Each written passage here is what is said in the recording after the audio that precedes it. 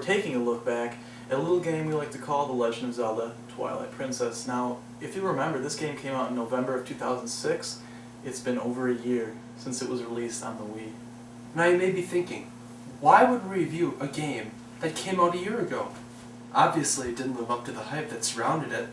So, what's the point?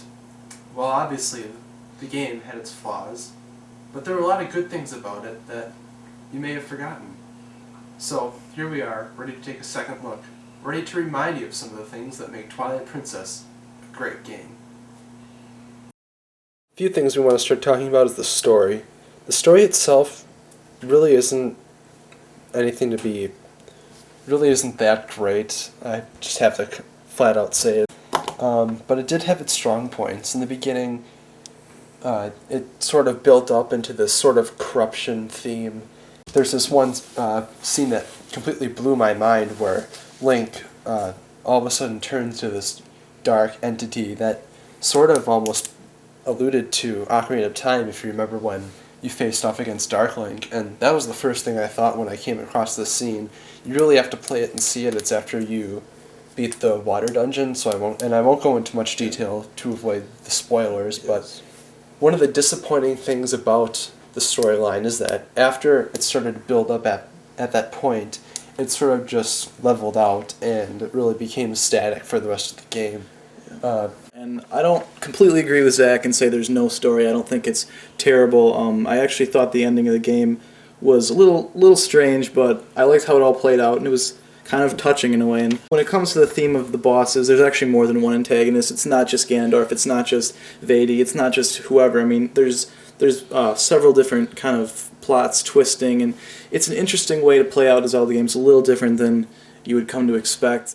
Now, Midna is the character that sits on top of Link when he's in his wolf form. You actually have to play the game to really understand her character and where she came from and what she's all about. You wouldn't think that she played that big of a part, but as the game progresses, you see how much she's involved with the storyline. She is what Navi was to Link in Ocarina of Time. She's kind of there to help you and warp and transform into a wolf, and she's really kind of your guide throughout the game. User interaction as a whole is actually pretty good. The items themselves are pretty decent. They're actually a step up from other Zelda series. For example, the Gale Boomerang, unlike the boomerang in the previous Zelda games, it actually is infused with the power of wind, and there are a lot of wind-based things that you do that involve using the Gale Boomerang. And since it's one of the first items you get, I'm not really ruining much, but I just have to say that some of the items are pretty creative. You gotta give the developers a good hand for creativity on this one, especially considering the items. I completely agree. There's a huge selection of items, and there's a lot that are new, and there's a lot that are returning from older games. You can see anything from a fishing pole to the hook shot, but it's a little different in this game, and there's tons of new items that will really add something to the Zelda universe and really set up for more games in the future to use these items. And the ideas that they came up with were amazing, and I haven't seen anything like this since maybe A Link to the Past. With all these new items, it really surpasses what I was expecting. One other new thing that Twilight Princess has that other Zeldas didn't is the idea of specials. In Wind Waker, you were able to parry, do two different various parry attacks, but either one was pretty much random, and you didn't get to select which one you wanted to do. In Twilight Princess, they had the same idea, only they made it a lot better. There are 7 total specials that you can get in the game, I believe. I have to double check on that, but I believe that's right. I believe that's 7. And you learn them as you go throughout the game, and there's this sort of feeling, RPG-ish feeling, as you get stronger throughout the game and learn more specials. And almost every one of them is very useful and does require some skill to master. Yeah, and learning these specials is actually a lot of fun, and they're introduced to you throughout the game as more and more you progress, and each one is completely new, completely different, and it's great to really learn about them and master them. And you play a little kind of mini game with the person who is teaching you these specials to obtain it, and it's a lot of fun, and it's a great addition to the game.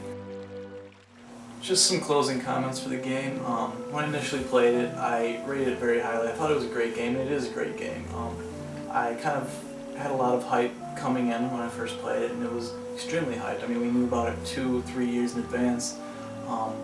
After playing it, I would have, given it maybe a 9, and at this point it's kind of in the 8.5, 8 range. It's a great game, it's a great Zelda title, it's a great addition to the series, but it does not live up to Majora's Mask, it doesn't live up to Ocarina of Time, in my opinion. But I think it really accomplishes many different things that were never accomplished in the past. It brings a whole new, many different aspects to the series in general, and I, for the most part, enjoyed it. And there's a lot of little parts of the game that make me want to come back. There's a nice kind of fishing mini game that's much better than it was in Ocarina of Time that gets me to come back and play the game every once in a while, and that's what really matters. And yeah, it's a good game. I think given the time and the place that Twilight Princess was released, it was all of a sudden delayed for the upteenth time, and then it came out on the Wii, and it was just a big disappointment to fans that were just itching to finally play it. And then when it came out, the expectations were so high because they had been working on porting it for so long, but unfortunately it didn't live up to the insane expectations, and quite frankly I don't think any game could. So I highly recommend to go back to play it again, especially if you really don't have high expectations for it anymore. Probably think it's a crap game that you're never going to play again. I do highly recommend to go back and give it a try.